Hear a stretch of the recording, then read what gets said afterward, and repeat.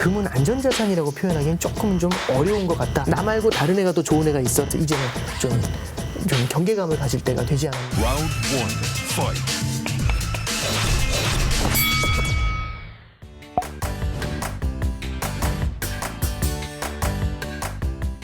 자, 박종훈의 경제한방, 이 신한은행 오건영 부부장과 함께하고 계신데요. 자, 2022년은 진짜 어떤 해보다도 정말 주식의 해였던 것 같아요. 그러면 이제 좀 20년을 좀 마무리하는 상황에서 네. 진짜 궁금한 게 이제 안전자산 투자 네. 어떻게 해나가야 될지 이걸 좀 궁금하게 여기시는 분들이 많을 것 같은데 네. 최근에 금값 조정 이것부터 한번 짚어볼까요? 어떻게 대응해야 될까요? 네. 질문하고 조금 벗어난 답일 수도 있겠습니다만 금을 이제 안전자산으로 보기에는 조금 어려울 수가 있습니다. 이게 금에 대해서 얘기할 때 교과서를 보면 금은 인플레이션을 해치하는 자산이다라고 나와요. 대부분의 안전자산은 달러 같은 안전자산은요. 디플레이션 국면에서 가치가 뛰어 올라가는 그런 경향이 있습니다. 근데 이제 말씀드렸던 것처럼 금은 인플레이션을 해치하는 자산이다라고 이제 말씀드렸잖아요. 근데 만약에 안전자산이라서 디플레이션도 해치한다는 얘기는 그러면 언제 떨어지느냐? 네, 언제? 떨어지지 않죠. 둘 다 해치가 된다면. 네. 그래서 이게 금은 안전자산이라고 표현하기엔 조금은 좀 어려운 것 같다라는 걸 일단 서두에 좀 깔고서 말씀드리고요. 네. 최근에 이제 금 가격이 떨어진 이유를 좀 하나 좀 설명을 해드릴게요. 국가별로 성장이라는 게 존재할 수 있습니다. 성장이라는 게 나타나게 되면은 기업의 주식에 투자하는 게 훨씬 더 좋고요. 성장이 나타나게 되면 기업들은 투자를 늘릴 겁니다. 돈을 빌려서. 그럼 너도 나도 돈을 빌리게 되면은 돈을 빌리려는 수요가 늘어나니까 돈의 가격인 금리는 뛰겠죠. 그래서 성장이 나오면 일반적으로 금리가 높아집니다. 성장도 세고 금리가 높으면 채권에 투자하는 게 훨씬 좋고요. 그 다음에 주식에 투자하는 게 좋습니다. 그러면 성장이 많이 나오니까 배당도 많이 나오겠죠. 금리가 높으니까 이자도 많이 받겠죠. 그럼 배당도 많이 받고 이자도 많이 받는데 아무것도 주지 않는 금의 매력보다는 이쪽이 훨씬 더 강하죠. 11월 달에 금시장을 강타했던 뉴스는 아이러니하게 백신에 대한 얘기입니다. 원래는 코로나 국면이 장기화되면서 성장도 주저앉을 거고 금리도 오르지 못할 거야라는 생각이 되게 컸거든요. 돈을 계속 뿌릴 거니까.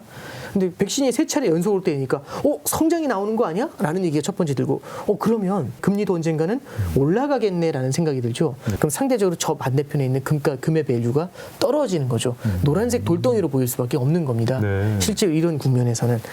그래서 금이 보통 올라갈 때는 성장도 안 나오고 금리도 낮으면 종이화폐의 밸류가 낮아지지 않습니까? 네. 그런 상태에서 상대적으로 실물화폐인 금의 밸류가 올라가는 이제 그런 구조로 생각을 하시면 되는데 네. 지금은 백신 뉴스 때문에 성장과 금리가 둘 다 이제 튀어 올라가는 이런 모습들을 볼 수 있다. 이게 1번이고요. 네. 그리고 두 번째로 말씀드릴 수 있는 건 금은 제가 여태까지 이제 분석해 본 바로는 중앙은행의 스탠스를 굉장히 빠르게 읽어요. 다른 자산보다. 굉장히 눈치를 많이 보고 네. 저는 리트머스 시험지 같은 존재라고 봅니다. 페드는 지난 5월 달 이후로는 시장의 기대를 만족시켜 준 적이 단 한 번도 없습니다.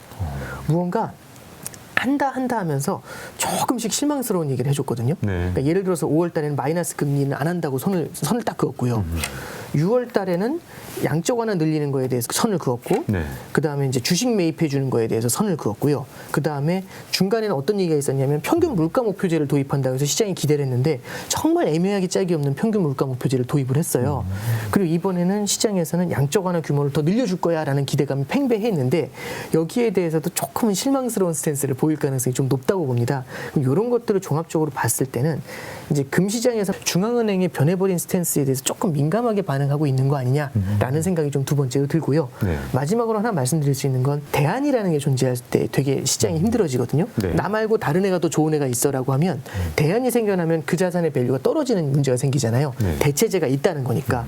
그럼 그 대체제가 뭐냐면 최근에 가격이 많이 오른 이제 그 비트코인 있죠. 네. 디지털 금이라는 얘기까지 나오는데 네. 그 비트코인 쪽에서 자산 가격이 좀 많이 뛰는 걸 보면은 실제로 시장에서 오히려 금보다는 저쪽에 더 관심을 갖게 되는 그런 매기가 좀 작용했던 거 아닌가라는 생각도 듭니다. 예전에는 이 비트코인이 과연 금을 대체할 수 있겠느냐 이런 네. 여러 가지 좀 의문을 제기하는 사람들이 많았는데 지금은 조금씩 이렇게 금을 대체하는 모습도 좀 보이는 것 같고 네. 앞으로 어떻게 보실지 좀 궁금한데요. 저도 그쪽 전문가가 아니어서 말씀드리기가 참 조심스럽습니다만 네. 이제 화폐를 대체할 수 있는 일종의 그 디지털 화폐 뭐 이런 네. 이런 암호화폐에 대한 게 하나의 내러티브라고 생각을 합니다. 그래서 최근에 이제 여러 기관들에서 좀 사용을 한다라는 얘기가 나오니까 비트코인이 실제로 그런 시장을 장악할 것처럼 금이라는 거는 이미 그 제너럴리 널리 실제로 화폐의 가치처럼 이렇게 인정이 되는 부분이 분명히 있지 않습니까? 중앙은행도 매입을 해주고.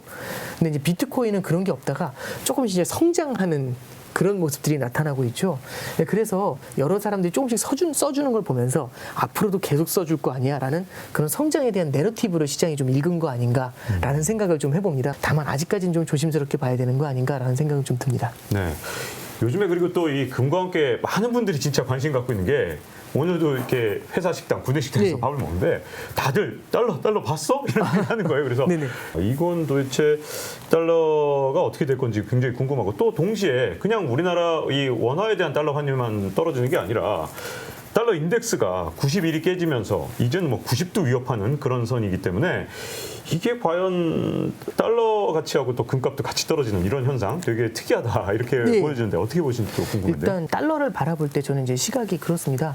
그러니까 결국에는 모든 조건은 중기적으로 달러 약세가 될 수밖에 없는 조건을 충족시켜주고 있다라고 생각을 합니다.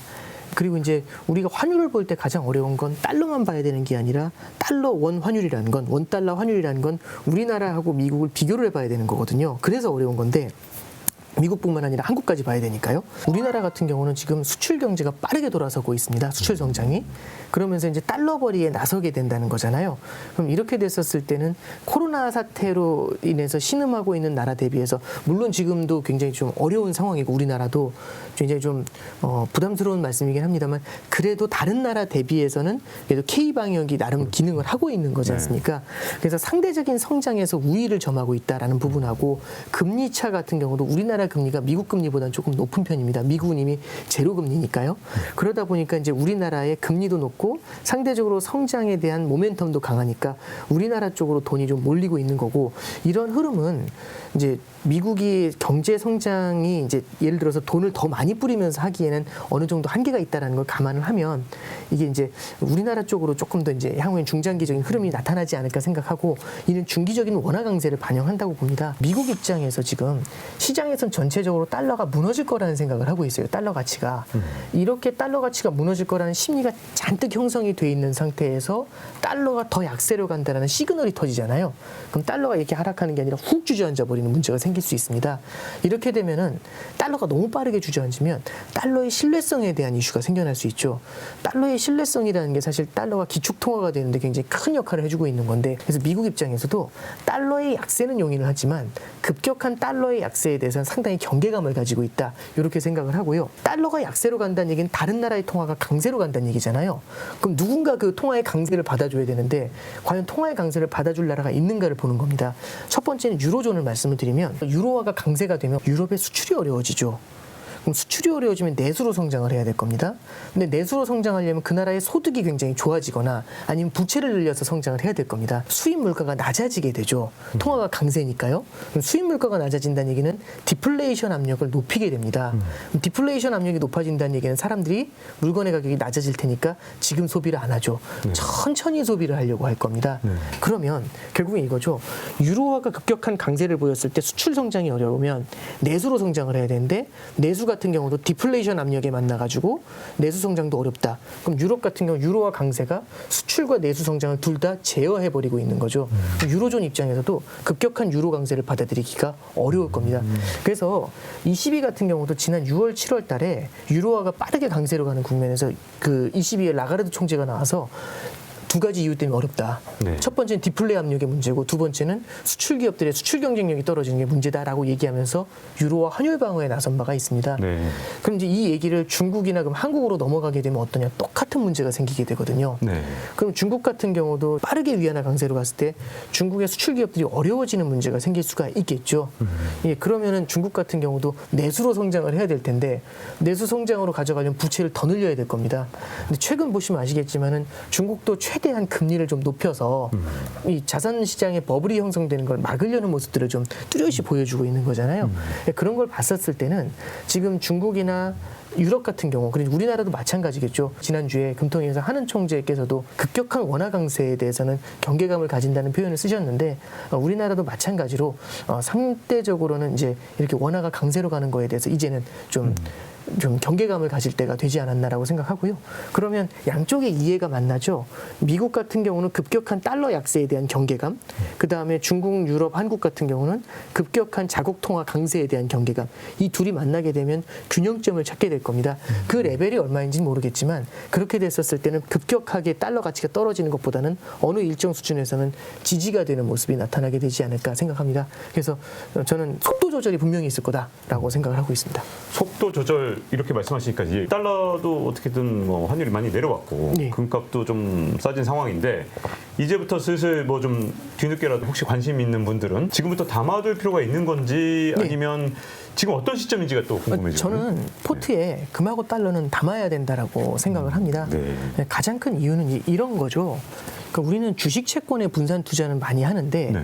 문제는 주식 채권의 분산 투자를 할 때 제일 큰 문제가 되는 거는 이 둘 다 원화 자산이라는 게 문제입니다. 3월 달에 코로나 사태 때를 보면 어떤 일이 벌어지냐면 극단의 위기에서 우리나라에서 외국인들이 도망을 갈 때는 주식을 팔고 우리나라 국채도 팔고 나가요. 그러면 주가도 떨어지고 국채 가격도 떨어지거든요. 그럼 둘 다 손실이 납니다. 왜 국채가 떨어지지? 우리나라에 대해서도 불안감을 느끼니까. 그럼 어떻게 하냐면 주식과 채권을 다 팔고 원화를 받을 거지 않습니까? 원화를 팔고 달러를 사서 나갑니다. 그렇게 됐을 때 달러의 수요가 폭발하게 되는 거거든요. 달러라는 거는 궁극이 현재로서는 궁극의 안전자산이 됩니다. 시장에서 대출을 받을 때 다 금융거래가 다 달러로 이루어지기 때문에 달러로 빌려서 투자를 한 거라서 달러로 갚아줘야 되는 거거든요. 그러면 달러라는 거는 우리가 포트를 볼 때 원화 표시 자산을 많이 가져갈 때 달러는 포트의 일부로 편입을 하는 게 좋을 것 같고요. 적립식으로 들어간다라고 하면 지금 레벨에서 크게 부담이 되지는 않습니다. 그래서 꾸준히 사들이는 걸로 그렇게 보시면 될 것 같고 네. 금 같은 경우도 이런 관점에서 보시는 게 좋을 것 같아요. 단기적으로 금이 떨어져 있는 건 맞지만 조금 길게 봤었을 때는 아까 말씀드렸던 것처럼 부채의 문제는 계속해서 전 세계를 좀 짓누르게 될 겁니다. 그럼 전 세계에서는 이 부채 문제가 빚이 굉장히 많다는 얘기, 성장이 조금만 비긋해도 빚이 너무 많은 사람은 회사에서 상사한테 혼났다 이 얘기만 들어도 이제 그 빚쟁이들이 되게 두려워할 거 아니에요. 설마 그만두면 큰일 날 테니까. 결국엔 부채가 많은 상태에선 성장이 조금만 삐끗해도 시장이 되게 민감하게 반응할 수 있습니다.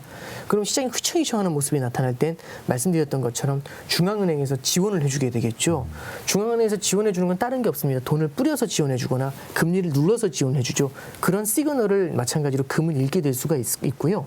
그래서 부채에 대한 리스크를 해지한다는 관점에서 우리도 금에 대해서도 관심을 가질 필요가 있다. 그래서 포트폴리오에 달러하고 금은 같이 가져가는 건 좀 가져가는 걸로 좀 생각해 보시면 좋을 것 같다. 이렇게 조언드립니다. 자, 오늘 이 신한은행 IPS 오건영 부부장과 함께 이 경제한방 이제 마칠 시간이 됐고요. 다음 시간에 또 뵙도록 하겠습니다. 오늘 나와주셔서 감사합니다. 감사합니다.